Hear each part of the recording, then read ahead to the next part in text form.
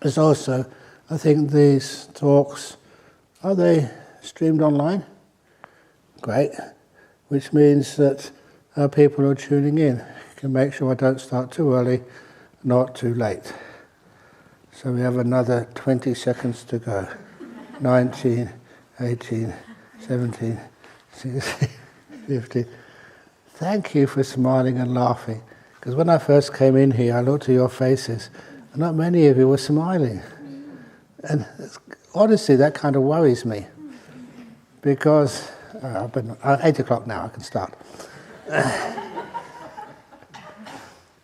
Even when I was a lay person, and I was, telling people I'm going to take a year or two off to ordain as a monk, and Thailand was the obvious place because there you could just ordain temporarily. If it didn't fit in, you could always come back again. So I told people I was looking for a place in Thailand. Do you know any places in Thailand where I could become a monk? And there were even some people who had actually been ordained with Ajahn Chah and left and came back. And they never told me about him. And other people I knew, that they weren't helpful at all. And later on, when I was a monk for a couple of years and I saw them again, I asked them, why didn't you not give me some information about people like Ajahn Chah and good places to meditate? You know what they said? They said, every time you came to the temple, you were always happy and smiling. We didn't think you were serious. That's what they said. They thought if you were a real serious practitioner, you had to go around not just understanding suffering, but looking like you are suffering. And that's not what I wanted to meditate and learn Buddhism for.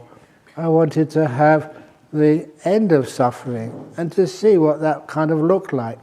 It's just like when you do marketing. You don't just say this is the best soap powder and you see someone in a dirty clothes. That's not a good advertisement for how to make clothes clean. I want to see someone who's happy.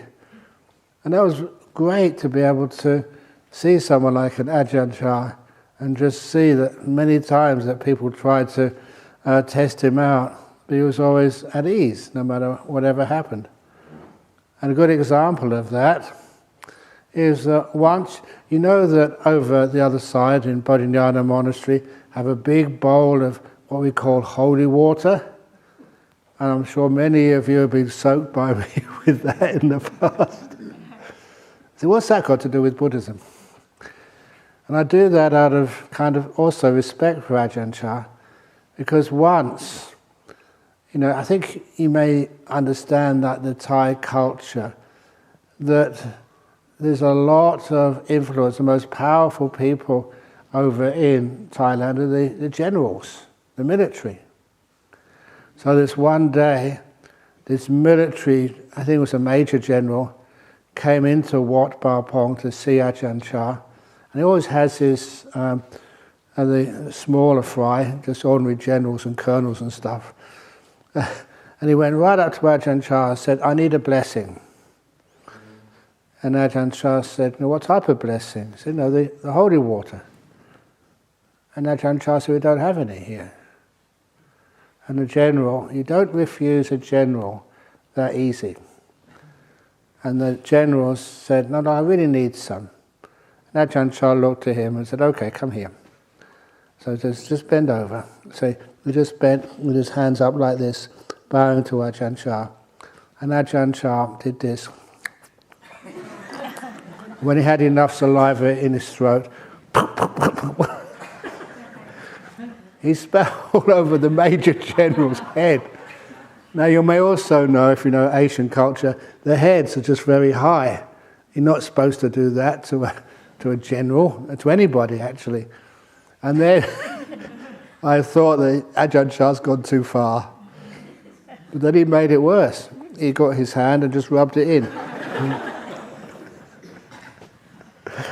And that general, he loved every minute of it. Ajahn Chah said, don't do this to everybody, It's actually the only one I've ever seen him do it to. So this is real holy water, not the stuff you've seen in bottles. This actually comes right from the body of a great monk, rubbed it in. It was crazy. But nevertheless, a very wise way of giving a teaching. Of course, you can't get up to that standard as just the monk in the West. But sometimes you have some inspiration. So one of those inspirational things, which I did about a year ago, I just happened to be in Sri Lanka, giving a big talk over in BMICH. There's quite a few thousand people there. And then it had questions and answers. And one of the questions was, so some people are going around in Sri Lanka saying that the Buddha was born in Sri Lanka. Ajahn Brahm, what do you think about that? Buddha born in Sri Lanka? And then without any hesitation, I gave the answer, well, that's crazy. Everybody knows the Buddha was born in Australia.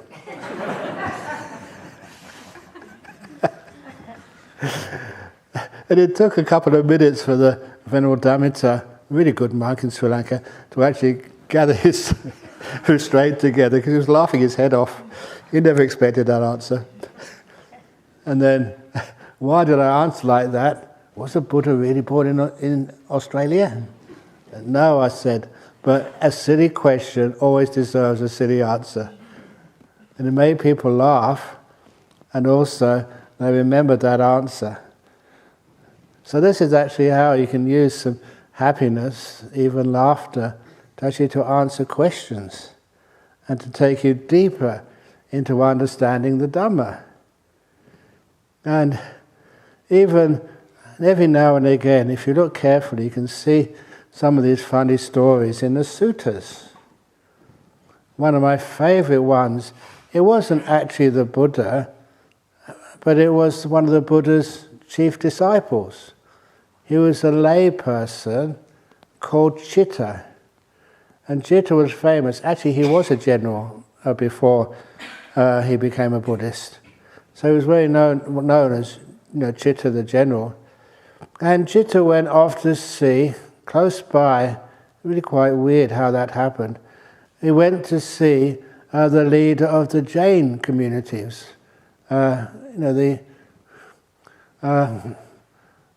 What's he called? Anyway, Mahavira is what most people know him as, the same person.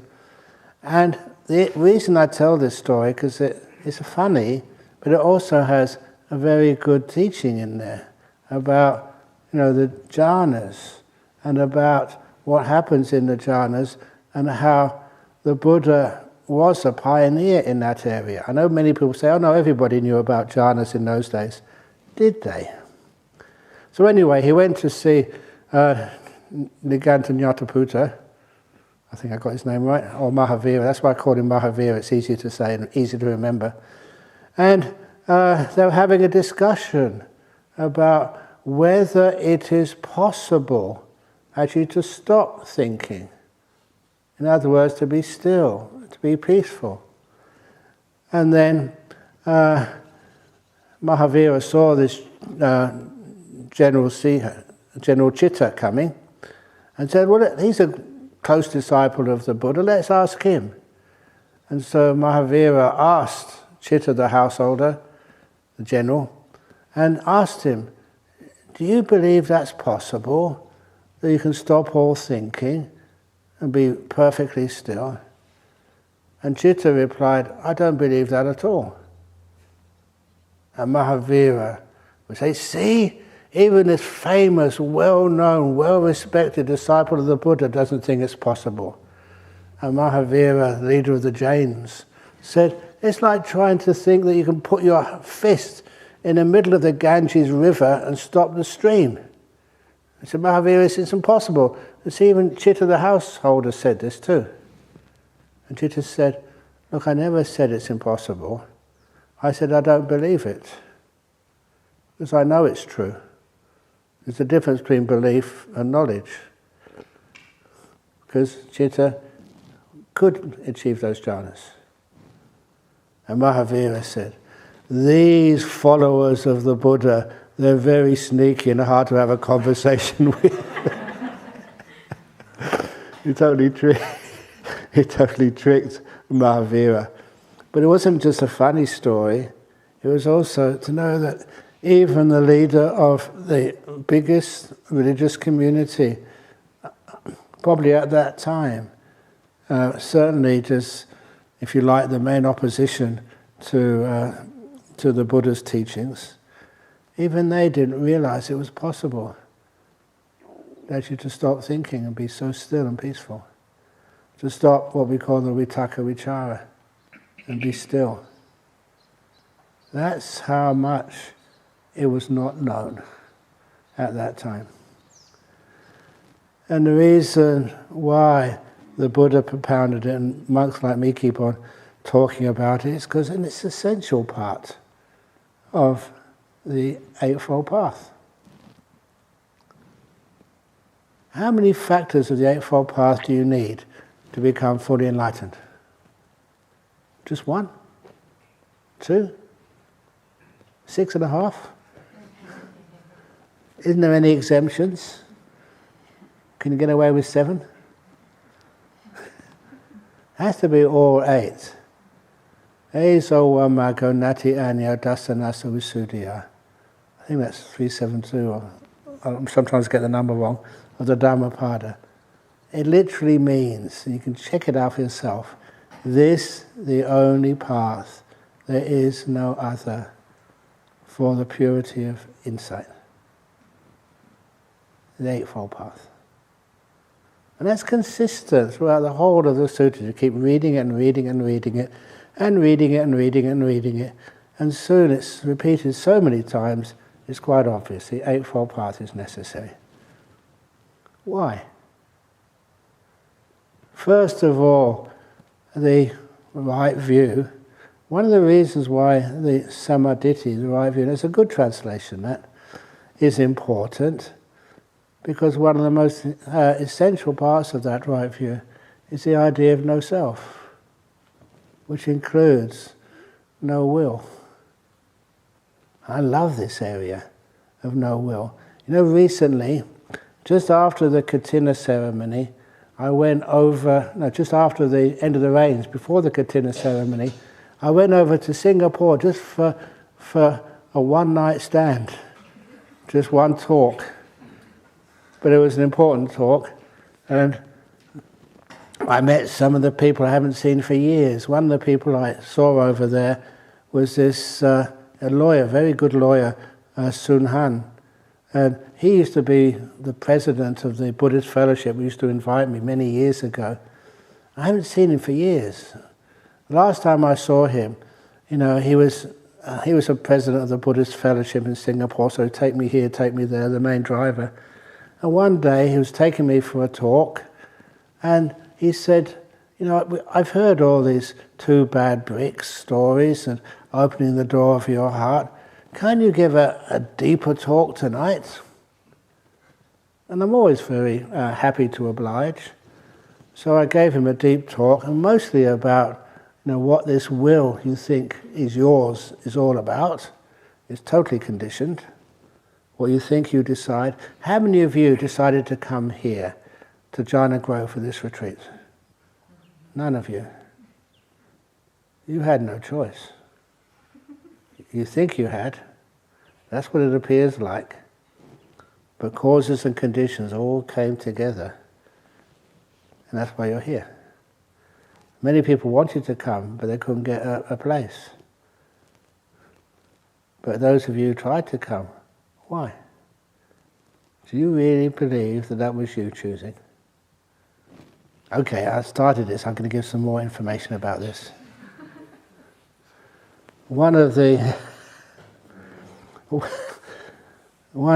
This is why I got into things like psychic research that really supported Buddhism.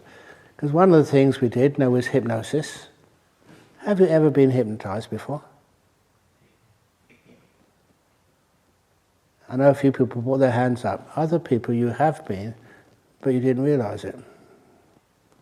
Is that sneaky? Please excuse me, but I do that all the time. It's called brainwashing. So you've been brainwashed for one day, And that's why many of you came here, being before. You've been brainwashed. Anyway, to prove that. So we had a group of students. One of them was easy to hypnotize, so we hypnotized him.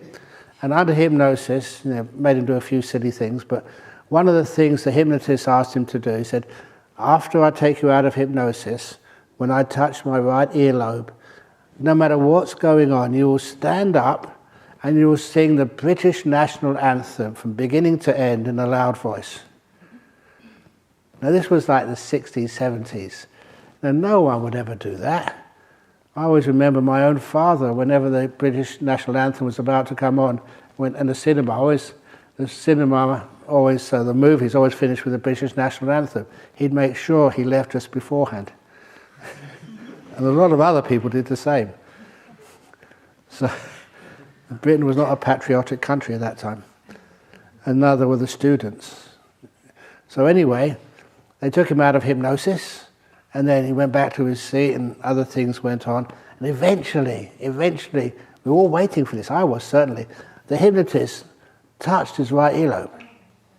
And this student just jumped up and started singing, God save. Oh my goodness, it was the funniest thing I've ever seen in years. And everybody else, we were laughing uproariously. Any of you, if you started singing the American national anthem, the Canadian national anthem, or the Sri Lankan national anthem, whatever it is, and people started laughing at you like that, you get embarrassed and sit down and shut up. Not this guy. He sang it loudly from beginning to end, when all his friends were laughing at him. And it was not a nice thing to be able to endure, but he did the whole national anthem. And then afterwards, he was still laughing, the hypnotist sort of asked him, can you please all quiet down for a moment? Why did you do that? Why did you do one of the most embarrassing things in front of everybody at that particular time? I cannot remember the actual reason he gave, but he gave a logical, almost compelling reason why he did that. Everybody else knew that he hadn't any choice. He'd been hypnotized. In his right state of mind, he would never do that. This time he did it, even though it was one of the most difficult things to do, while being jeered at by lots and lots of other students. And that made me worried. How many things do I think I do? And how many of those things I've really got no choice? One of the other stories, I kind of like this story, because it's embarrassing for me. When I went to university, I never smoked cigarettes, because my father never smoked cigarettes. But if you ever see like pictures or photographs of people like Albert Einstein, he's always got like a pipe. You put tobacco in the end, light it. It's supposed to be just, a fashion accessory for a genius. A pipe with... You seen that? So anyway, I was a proud young man. So I decided, well, you're going to a university like Cambridge and you're studying theoretical physics, that's what you're supposed to have. So I bought myself a pipe and tobacco. What tobacco can you put in? I didn't realize that all these things were bad for your health at the time. No one knew. But when I saw on the TV in those days, the advertisements, and I saw this advertisement for St. Bruno tobacco. I still remember the name. And St. Bruno tobacco, its aroma was irresistible to the opposite gender. And I was a young man at the time. I was not a monk yet. So I thought, okay. And on the advertisement, as soon as this ordinary looking guy put this tobacco in the pipe and lit it, these incredibly attractive ladies who were supposed to be working in the greengrocer shop or in the bank or the newsagent would jump over the counter, even though they knew they were going to be sacked, and following him, waiting to fulfill his every command. Totally stupid ad. Absolutely ridiculous. You know the type of tobacco I bought? Some Bruno tobacco. And as I said, when I lit it and went down the street, The only thing which followed me was a stray dog. I like telling that story just to embarrass myself, because I actually did that. Crazy thing to do. And often think, why? Any intelligent person would never think that was possible, and it's the wrong thing to do anyway. But nevertheless, I did that. It kind of told me, how many other things do I do? Which I think is my choice, but it's not. It's been programmed into me. Why is it that advertising in this world, the general rule is for every $1 you spend in advertising, you make $3 in profit. That's how beneficial it is. It works. But do you think it affects you? We always think we're too intelligent to believe what the advertisement says. That's why I've seen a couple of advertisements just passing by somebody's house, and what it actually says on the advertisement is totally banal, ridiculous, stupid. No intelligent person would believe what the advertisement says. That's why it works. It gets underneath your protective systems, because you think this is stupid, it's ridiculous. That's the way it gets in. And you buy that product. You vote for that person. You select that type of lifestyle. That's one of the reasons why all of the choices you made in this life, how many of them do you really think you did make? And if anyone wants to take that further, one of the pioneers of the idea of will was Professor Libet, L-I-B-E-T. His work is now very well accepted. It's a bit old now, but still, it's so true. And ask any psychologist, do you actually will? Or is that which you are aware of, what you take to be will, is actually not what, you didn't start that at all. I know Professor Libet, he called it like a readiness potential, which appears in the brain. I think a fraction of a second afterwards, was it 0.3 seconds or 4 seconds or something, 0.4 seconds, very fast. Once that readiness potential is seen, then you have this thing which you take to be your will. That which you can be mindful of and you think is your will is not the origin of the process. The process has already begun. But you can't see the origin of the process, you only see this part. After the origin, then this thing which you take to be will, and then what happens afterwards. That challenges you. Because so many people, that's the last thing we want to get rid of. Our sovereignty of control, our will. Sometimes I do honestly manipulate people, only for what I think is their good. That's a dangerous thing to do, so very rarely. But one of the people I did do that to, for our Buddhist Society of Western Australia. Many years ago, it was very hard to get a president of our Buddhist Society of Western Australia, simply because it's hard work. So there's this one lady, she used to run our Armadale group, Rachel Green. She'll admit it if you find her. She said, yes, Ajahn Brahm did this to me. And so I went to ask her. She's a really good person, and she's very, very competent. And so I asked her, would you like to be our president of our Buddhist Society of Western Australia next year? Now, I can't make her a president. I am the spiritual, actually, director, not the dictator, although sometimes what I do does confuse the issue. I said, would you like to be our president in the next year? And she said, look, I'm really so busy. My business is taking off, and there's so many other things I need to do. Yeah, I'm sorry, Ajahn Brahm, but there's too much work. And straight away, I took my opportunity, and I said, okay, no, sorry, I should never have asked you. Please, don't even think about it, I'm sorry. And look, if ever you think you're going to be, or want to be a president, I'm going to veto you. You can't be the president of the BSWA, okay? I ban you. think 3 days later she sent in a nomination. Anyone who says, no, you can't do that, he's got no right to tell me what to do. And she bought into it so easily. And she admits that. She said, yeah, if he'd have just asked me, do you want to or not, I'd have said no and wouldn't have done anything about it. Because you said no, you'd be bad, you can't do that. That pressed all the correct buttons. He said, no, you can't tell me, I'm not going to follow what he says. This is not a sort of a dictatorship.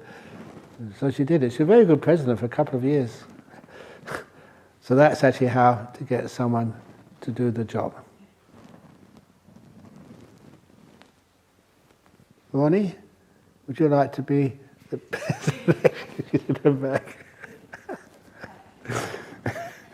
No. But the interesting thing was, that's how a will works. It's conditioned, causes and effects, just as the Buddha said. You look at what the Buddha said, do you exist? Or what you take to be you is just a bunch of causes and conditions. Then there's the chance of being able to manipulate those causes and conditions. The most amazing way is what the Buddha said, sabba sankhara samatha. It's calming down your will, letting it cease. Is that dangerous? You're lucky to be here because people here, including the bhikkhunis, including my attendant, we all keep precepts. There's no way in the world would I ever do anything to harm or hurt any of you. The same with other people here. Because of the precepts, I don't know, you can leave your wallet somewhere or leave other precious things like your favorite teddy bear. No one's going to pinch it. That's a wonderful thing to have that trust. This place is safe. Because it's safe, no one has ever been abused or assaulted or it's not just you who are safe. All the animals feel that too. And I was just talking to a few people about, it's got a bit sort of cooler the next few days. But when it was warm, the snake, there's a beautiful dugite who lives here. But he only comes out when it's really hot. How many of you have seen that dugite before? You've seen it. Obviously I have. Yeah. Anyone else? Ronnie has. You've seen it. It's a beautiful snake. And all it does, it's so venomous, if it bites you, you're in big trouble. It will never bite anybody. Why? Because you're kind. You're not a threat. Why would an intelligent animal just want to cause trouble for itself? Obviously, it would try and defend itself if anybody gets aggressive towards it, but you're Buddhist, you don't get aggressive, I hope. If you do, this is the karmic rewards. And it just lies there in the sun, whenever it's sun, just to warm up. And it's a beautiful animal. It's so, beautiful, it's pretty to look at. And sometimes if it's around, I go and have a look at it, say hello. Always give it kindness, loving kindness. And just the way it looks is just so well coloured and stuff. And so it will never harm you because of kindness. So you can feel safe here.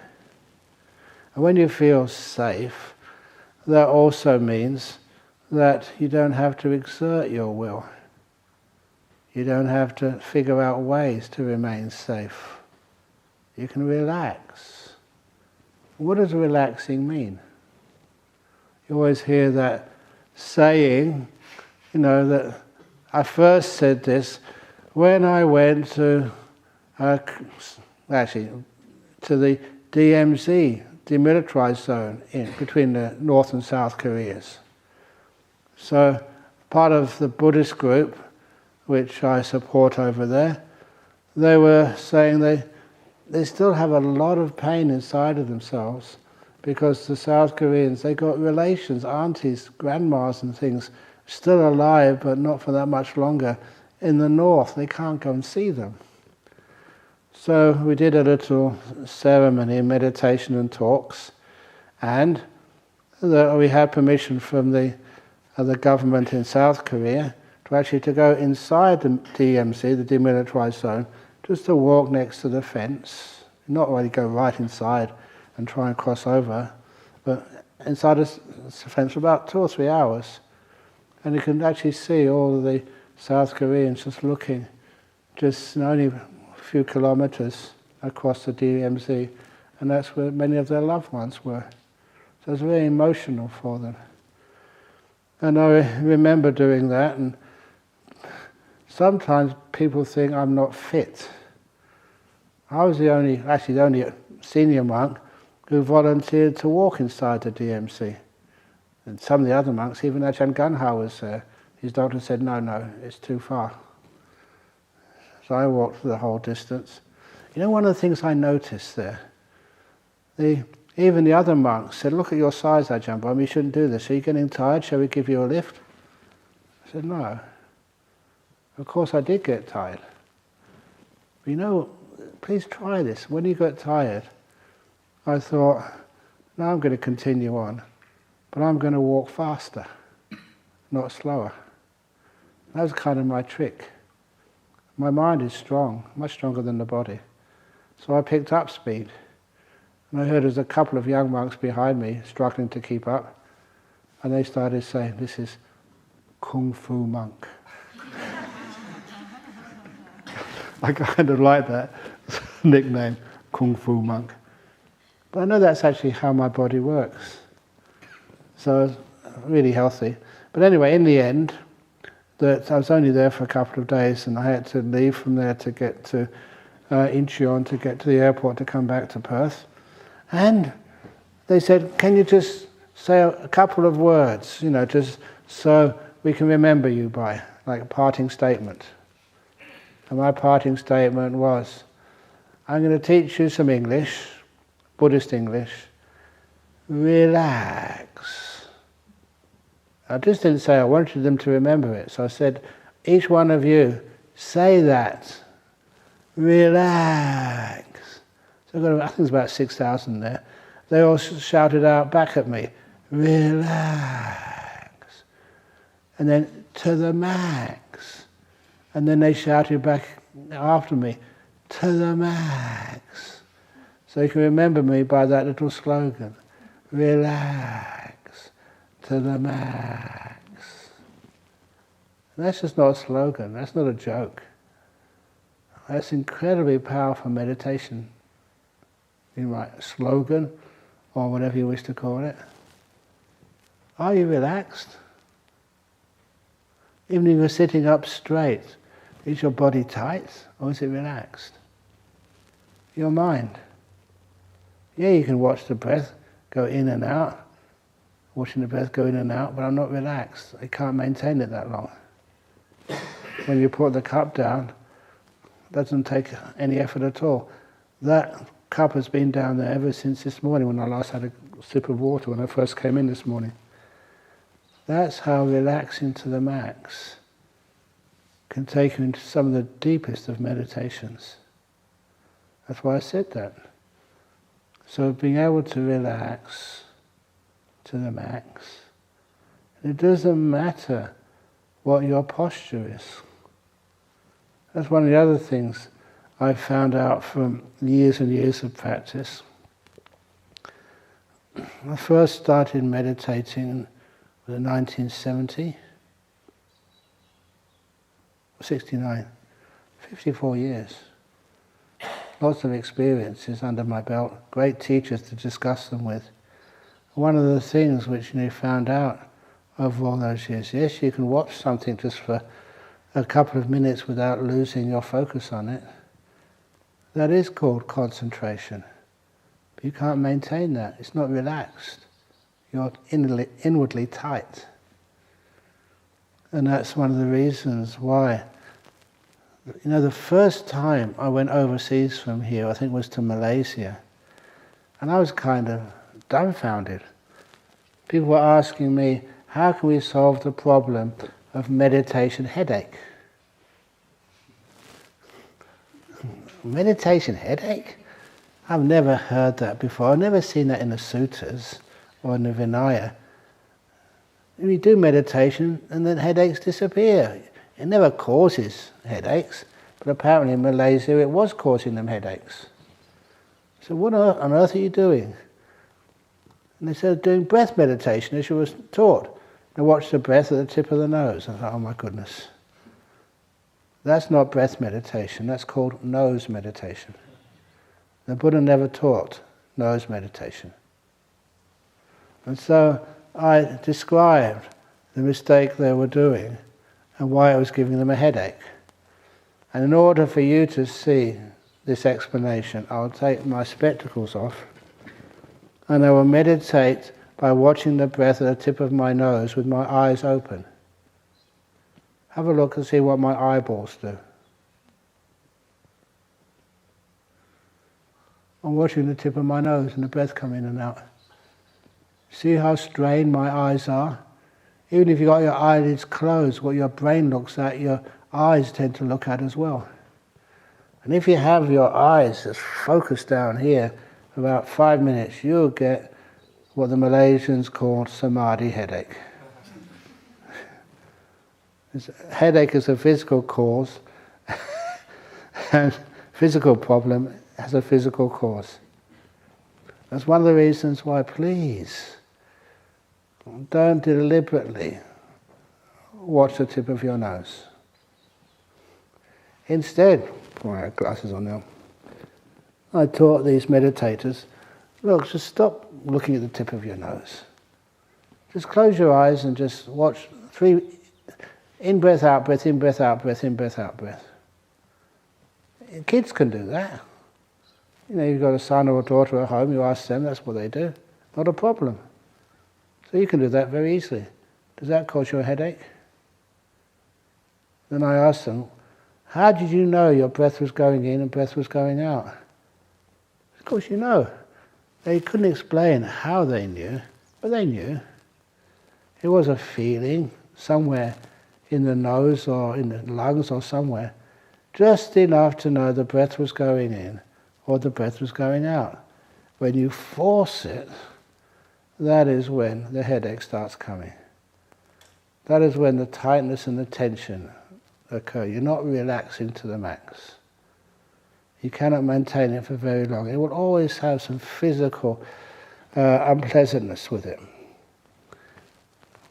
I did that when I was first taught breath meditation. I thought, just watch the breath at the tip of the nose, that's pretty easy. But you know what, I was very fortunate, very lucky as a monk, because I used to have hay fever. My father was an asthma sufferer, but I never got the full asthma, but still, whenever there's lots of pollen in the air here, I get a stuffy nose. And I've seen a few of you coughing or blowing your nose.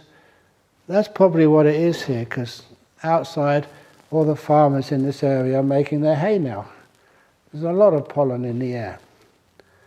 So don't think you've got COVID and you're about to die. Just take some hay fever medicine and you'll be fine. So, but anyway, that was a benefit for me, because when I started meditating, a lot of the time I had a stuffed nose. When you watch the tip of the nose, nothing was going in, nothing was going out. It was all stuffed. So then you had to learn how to watch the breath in other ways. And that was so helpful for me, because I never got stuck in doing nose meditation. You still watch your breath, and that's all I knew. The breath was going in, the breath was going out.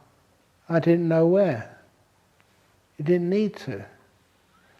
After many, many years enjoying my meditation, then one day people said, but aren't you supposed to watch the breath at the tip of the nose? Who said? It's in the sutras, Anapanasati idioms. Raining cats and dogs doesn't mean there's these little felines and dogs falling from the sky. It's the idiom. Paramukha means putting as a priority. establishing mindfulness as a priority. Do that even before you start looking at the breath. If you can do that, you understand where the mistakes are made. It's not washing the tip of the nose. It's one of the things which I'm sure I'll come to later on in this retreat. If you like doing the breath meditation, don't go looking for the breath. When the mindfulness is established, and for me the definition of mindfulness, everyone's got their own definition of mindfulness. The best definition of mindfulness is present moment awareness and silence. You're not thinking. You're not giving things names. And the justification for that, well, if you do that, you understand how true this is. Really being mindful is not giving things a name. Otherwise, if you give things a name, you like, you dislike, you don't actually see the thing itself. You see your likes and dislikes instead, and the conversation you make around things. I don't know how many times you've heard this from me, but if you haven't understood the importance of silence, to be really mindful, then you need to hear it again. And that was the simile of the Chinese Taoist master Lao Tzu, who took his one disciple every evening on a walk. They could walk with their master, but they were not allowed to speak. They had to be silent. Just like you on this retreat, I hope. Have you been silent, or have you been having conversations with your friends? I can see the guilt.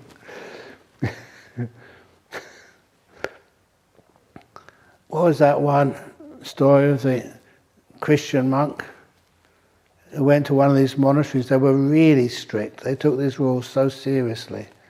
You're only allowed to speak one sentence every 7 years. That's tough. So after 7 years of being a monk, this man, it was his turn to say something. So he went to the abbot and said to him, "You make us work too hard." You know, that's not what he meant to say. He had something profound to say, to actually impress, you know, the head monk. What came out of his mouth is, "You make us work too hard." On this retreat, do you have to work too hard?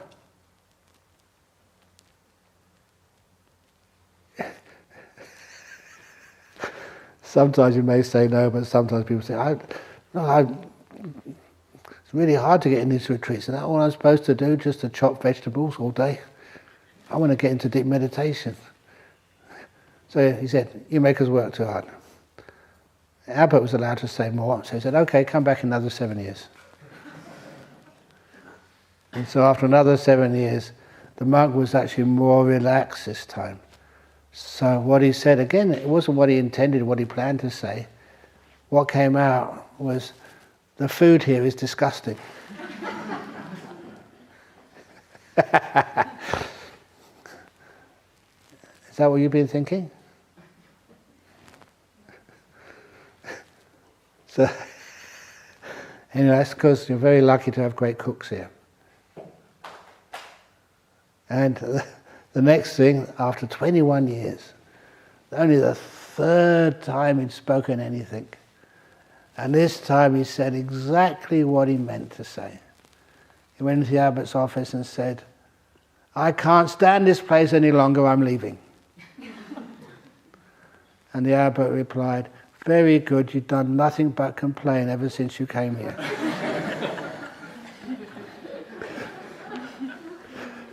Okay, kind of that's a funny story, what most people see, but I see something much more profound in that.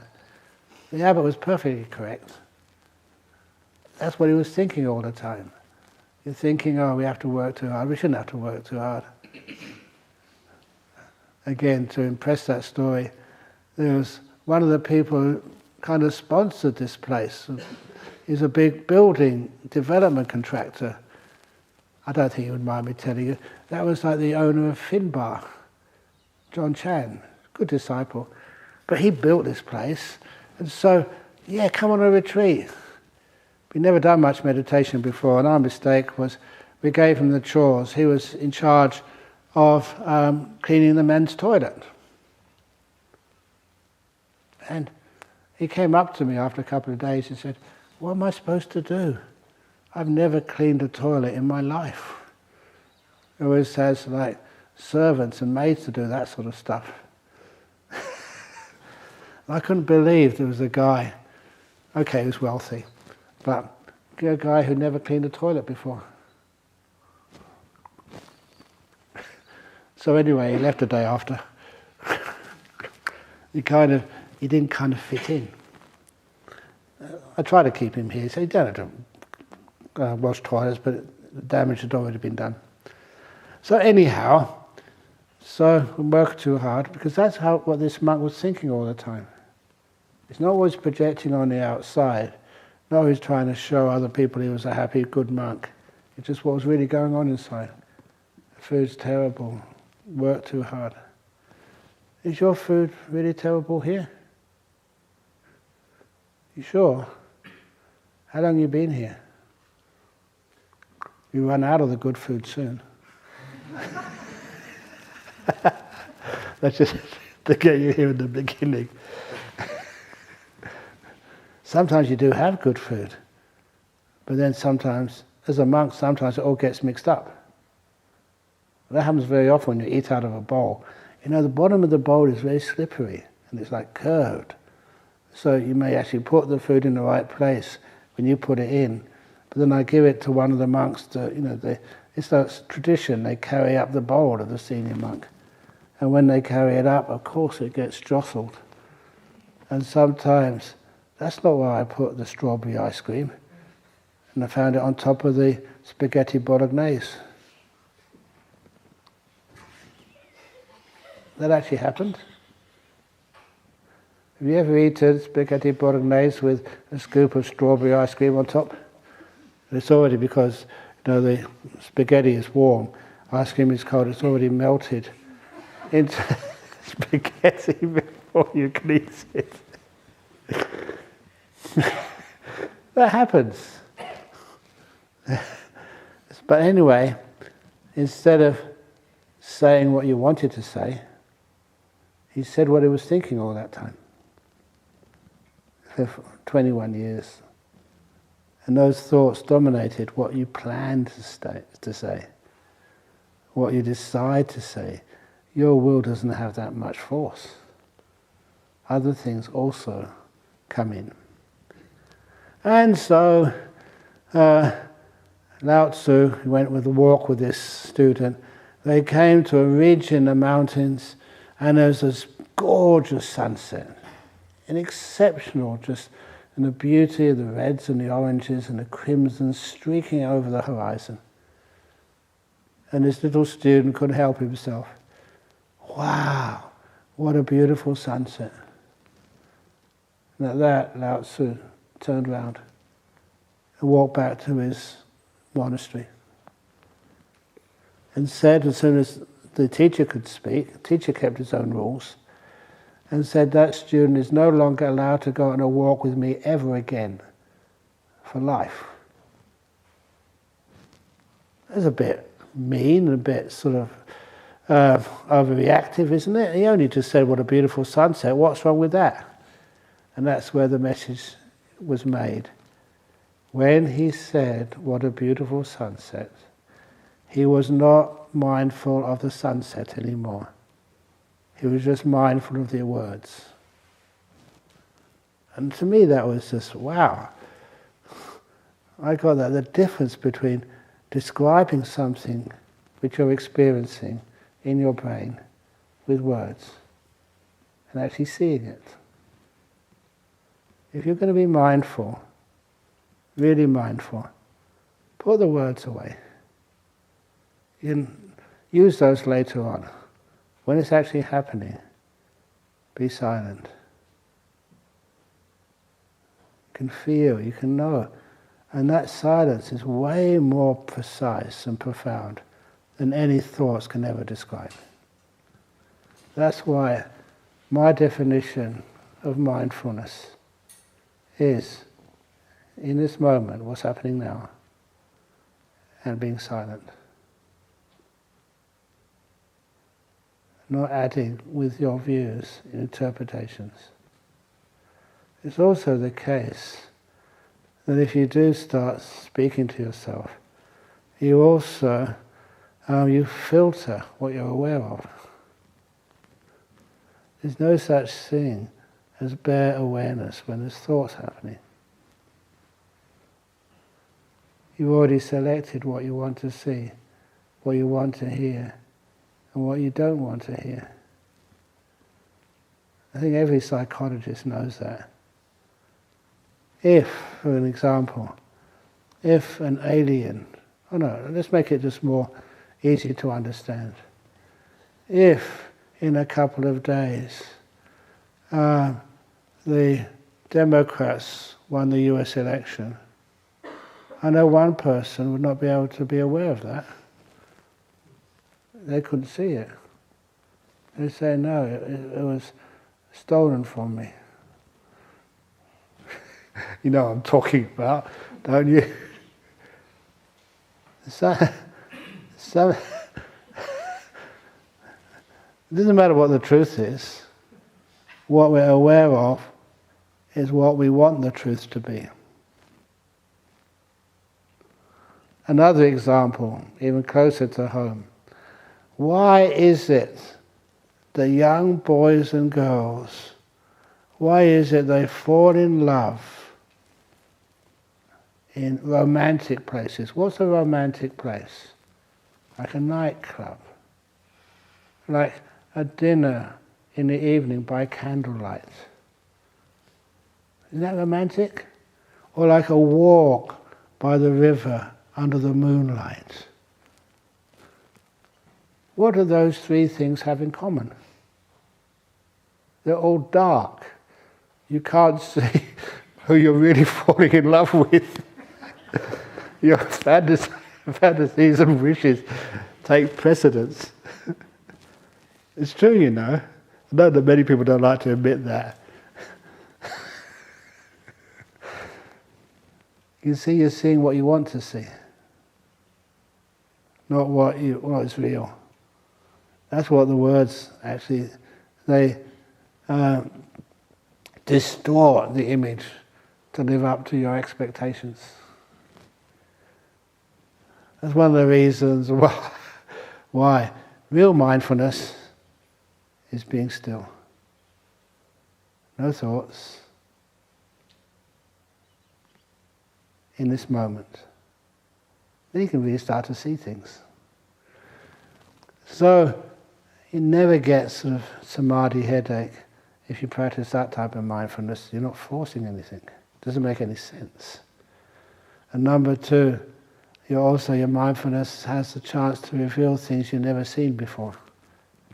Okay, I've got a few minutes.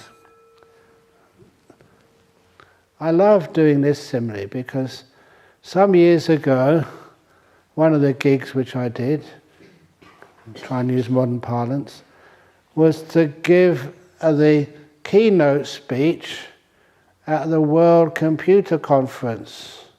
Don't know how many years ago was that, 6 or 7 or something, right?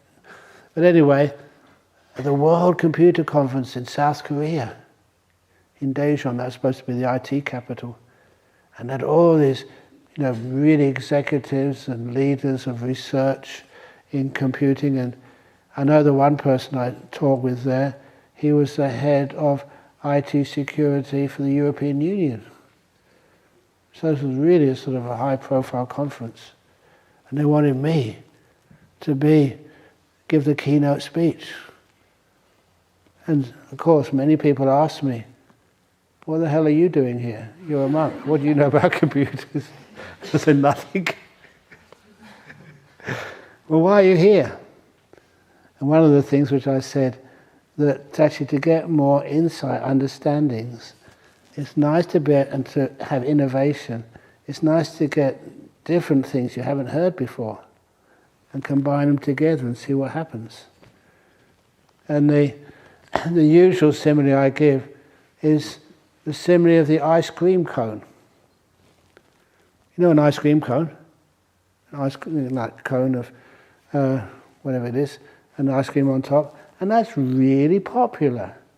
Where it originated from was the World's Fair in St. Louis in about 1910 or something.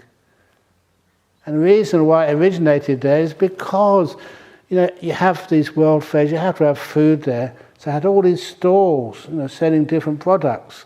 And it just happened by chance. The store which sold waffles was right next to the store which sold ice cream. And the two proprietors, talking with each other, became friends. They decided to experiment.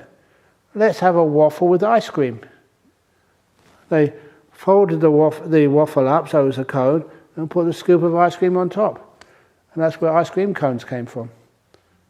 Two different forms just joining together. And that's why you've seen me do this. I know that I did this up in the hall at Jhana Hall at Jhana a couple of days ago. So one of the stories, demonstrations I gave to all these executives and professors of IT over in South Korea, I picked up something. And here I'm just picking up this. And I asked, what is this? Now don't be quiet. It's an opportunity you are allowed to speak. So jump at it. What is it? Wooden stick. Thank you. What else? Magic wand. Oh, that's good. What else? The Statue of Liberty. Statue of Liberty.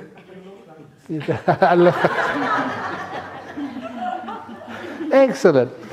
What else is it? Back stretcher. Yeah, you've seen me do this before. What else is it? Now the thing is, if you give it a name and you think, that's what it is, you don't look any deeper. It's like you finish. It's like being in school. Tick right, you've got a credit mark.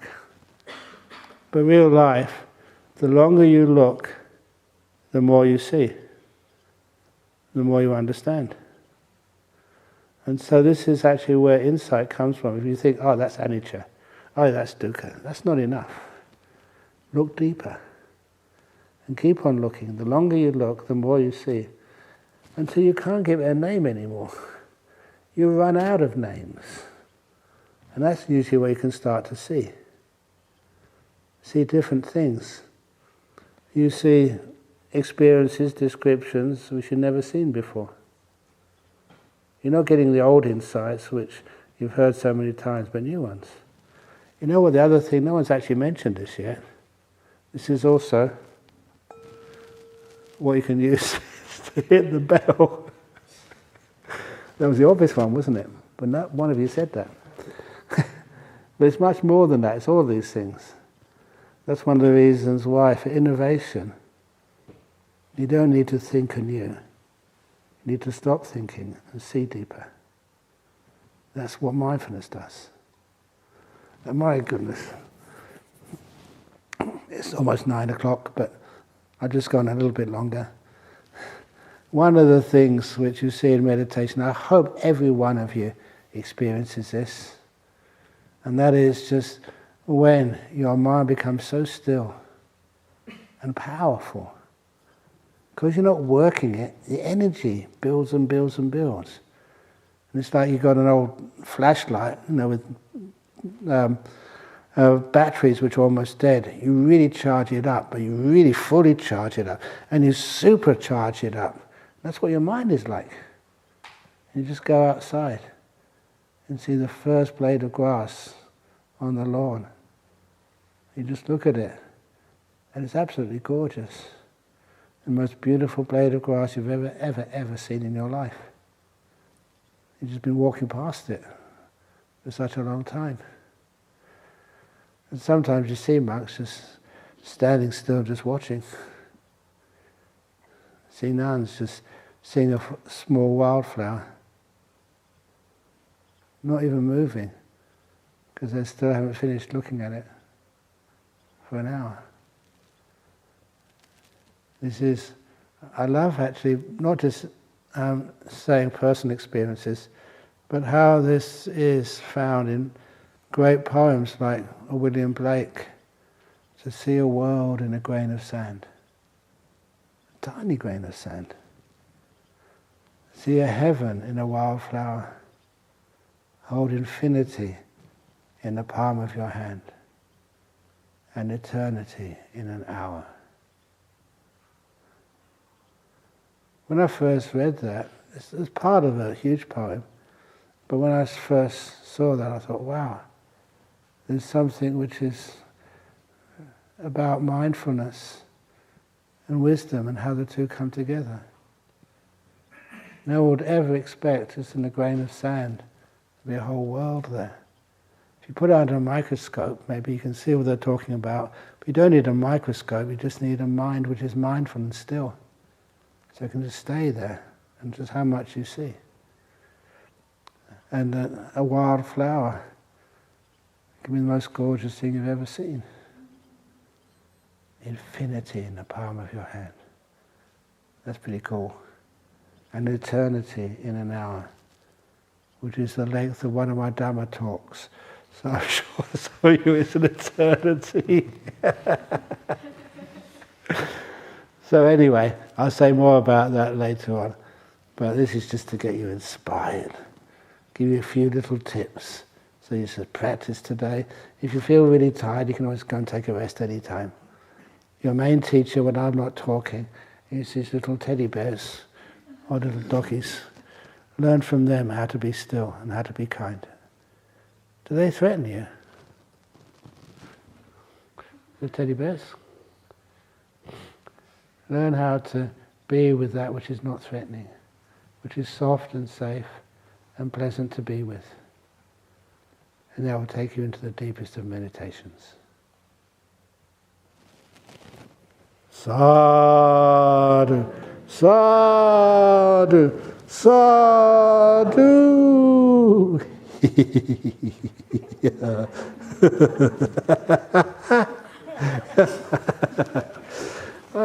It's nice to laugh. So anyway, I wish you a pleasant morning. And the interviews, because I was just talking with, what's her name, our retreat manager. Yep, correct. I was just testing you, make sure you remember her. With Nolia. That the interviews, we don't have interviews on the first day, that's today, Saturday morning and Saturday afternoon, but on Sunday we do. So those of you who want an interview tomorrow, that's quite... So, you can go if you want. You can stay here for more if you like. But anyway, sadhu, sadhu, sadhu. Oh, I really enjoy being a monk. People think I'm crazy. What do you mean being a monk? What pleasure does a monk have? A huge amount. Okay. You can go first if you wish. You stay if you want. You stay if you want.